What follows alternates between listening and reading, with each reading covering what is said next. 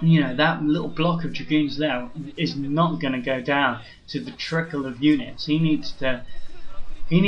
you see now, if you look at the minimap for just a brief moment, you see he's trickling units in short numbers over to the side, and that is just a terrible idea. You're just feeding the dragoons more and more deaths, and then in come even more zealots. You see now he is reinforcing, so we did have quite a few good deaths actually there, quite a few dragoons going down, but he is mainly reinforcing the zealots because he knows that the storms are there, and obviously because they are slightly quicker and cheaper to produce. So probably as he reaches the approach of the end game, he does want to save up a little bit of money just so he's got something in the bag. Now we have Ultralisk Cavern there. Probably going to be a while before we see any of the Ultralisks on the field, as you do want to get all their features researched before you put them out. And now we see Archons as well. So he's probably going to now, in fact, rather than reinforcing with Templar, he's probably going to use Archons, as they will be able to deal with the Dark Swarm Defilers, and also are just crushingly effective against the people of Zerg.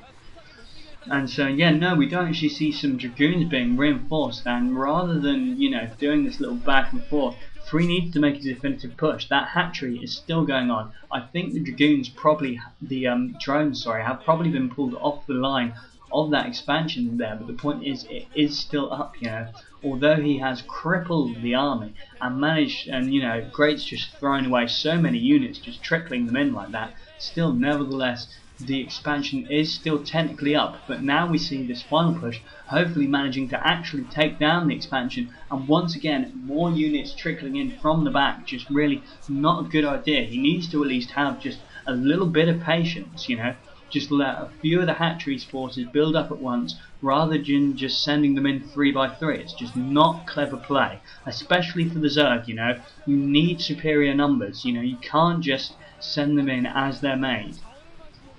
Especially as well when you can't just build, you know, 8 gateways like you can with the Protoss, you know. It's just not clever play from the Zerg player here. You know, since he lost that great army, I think that he's probably just been shooken too much. I think Great's probably just, you know, got so phased by having, you know, what looked like such a strong army get completely pasted. You know, because those little engagements in the middle, just before the mid game, they were looking so even. One time Great had come up on top, then 3 had come off on top, but then with that last one that just completely smeared the army into a pink mist, since then Great's just been on the back heel. He's just not been able to capitalise on anything.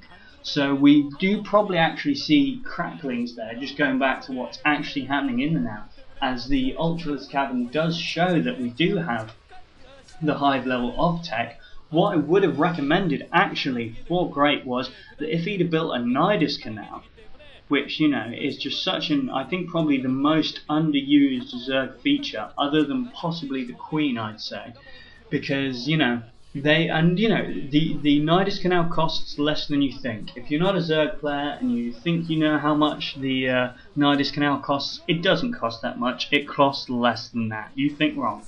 Anyway, because then he wouldn't have had to trickle in his units 3 by 3. He could have sent them in to the back of his base, and he would have all of his units coming out at once, and might have actually been able to hold off that push without such a big thing. Now we do see Ultralisks out on the field, but they seem to be pretty sparse in number, so they won't be able to make any really big difference. Although Ultralisks and Defilers and Cracklings, which we do see here, is a deadly mix of forces against ground-based units, we just don't have enough. There's just too many Archons, too many Zealots. They are upgraded with speed. You know, Free properly has upgrades himself as well. And you see there, the Dark Swarm just a target for the Psystorm. It's just not looking good at all. Now trickling around with those Zerglings. I don't know what he's doing. And Free has, I believe he's trying to take the center position, sending in those cracklings to quickly take down the cannons there. But I will tell you what that is about. He is obviously not putting a base there for the minerals. You know, if he just wanted an expansion, he could have put one anywhere. He's putting that there as a sign of his dominance. He's saying, I control this map, I control this game, the middle ground is mine, this game is mine. That is what that Nexus represents. It is not there for economy. It's almost a ritual, I'd say, to an extent. It's showing his utter domination, his prowess upon the ground. And oh, as I say, now we do see the Nidus Canal coming up, but that is too late, my friend. It is too late for that now. You are, admittedly, Free has made the mistake of he keeps going in to actually take down this base and then getting pulled back, dealing with something else. He's still not actually taken down that hatchery.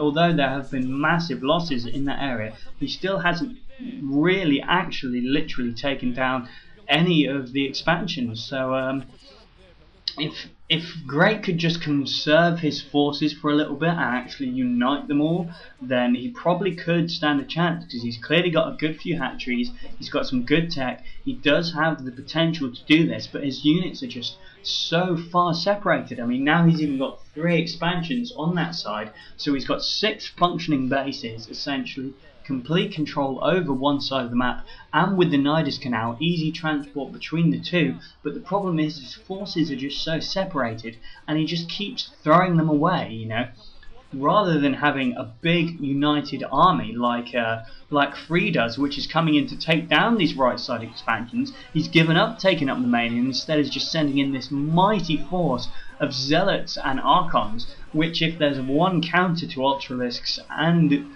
mass cracklings, then you're looking at it, my friends. Templar, Zealots, and Archons, and also now we don't see any more Defilers, so no more Dark Swarms, and instead these Archons just plough through, and this is going to be good game, my friends. All these 3 expansions are just going to go down.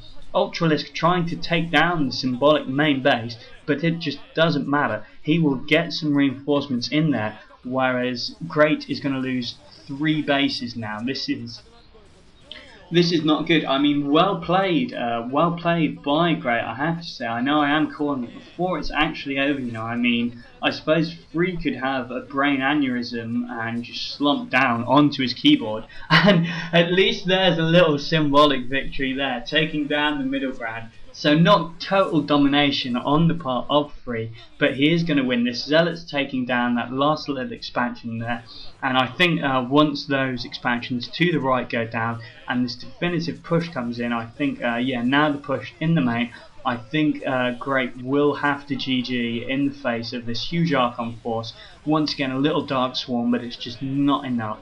It is just too little too late. He needed the Nidus Canal sooner. He needed to not throw away so many troops. Ever since that one big loss in the middle, he's just been off his A game, and which is a shame, because he looked very promising in the beginning stages. Once again, I know I am talking about this map as if it's over, before it actually is. And I know that the central map base was taken down, which is such a symbol of power. And there is the GG. There is the GG. Right, my throat is very hoarse because I've done 4 commentaries today. But even without the rapturous sound of my beautiful voice, I recommend you keep watching, because there's a nice little bit with, well, I won't spoil it for you, but there's a nice little treat. Anyway, much love, good night.